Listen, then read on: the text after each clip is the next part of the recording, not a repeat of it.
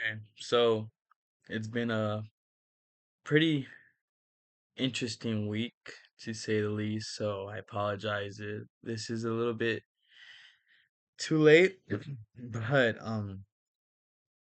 so I will continue my final persuasive speech. Now I want you to think about this for a second.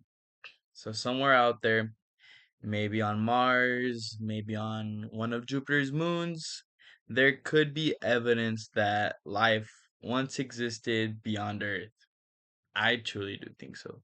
Maybe not in our solar system, but somewhere far away, very far away. Anyways, so think about that. And for the first time in human history, we actually have the technology to find it. But here's the problem. What if we don't? And we might not. But not because we can't, but because we choose not to fund it. Now, NASA is one of the most successful scientific organizations ever created. It's responsible for discoveries that have completely changed how we understand the universe and even improved life here on Earth.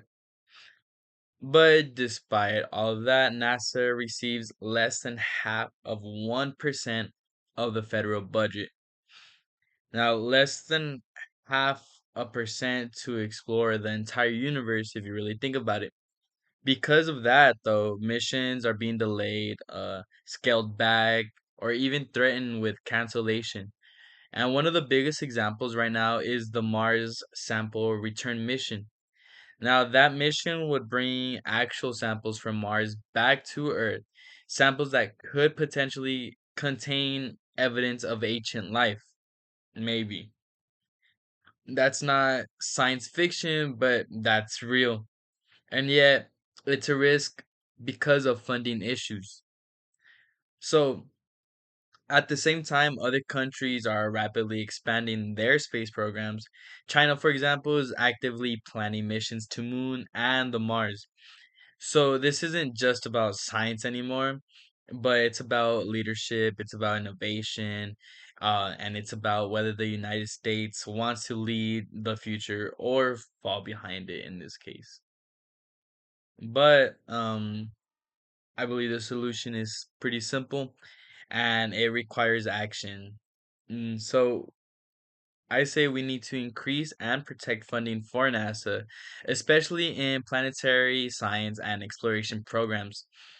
So by doing that, we can ensure that critical missions like the Mars sample return are completed instead of canceled. And we can continue pushing the boundaries of what we know about the universe. We can also keep driving innovation that impacts everyday life because NASA doesn't just explore space, but it creates technology, it improves medicine, communication, climate monitoring, and even national security. So investing in NASA isn't literally just about space, but it's investing in progress. Now, I want you to picture two different futures. In the first future, we do choose to invest. We bring back samples from Mars, and maybe, just maybe, we discover evidence that life once existed beyond Earth. We inspire a new generation of scientists, engineers, explorers. We continue leading the world in discovery and innovation. But now picture the second future. So let's say we don't increase funding, missions get delayed, then canceled. Other countries make the discoveries first, and instead of leading the next era of exploration, the United States is watching from the sidelines. Both of those futures are possible. The only difference is a decision we make right now. So I'm asking you to act. I urge the US federal policymakers, especially those responsible for budget decisions, to increase funding for NASA and protect planetary science missions. Because this isn't just about rockets or space missions, but it's also about curiosity. It's about discovery. And whether it's about we're willing to invest in answering the biggest questions humanity has ever asked, we already have the capability, we already have the opportunity. But the question is if we are willing to take it or not. Thank you.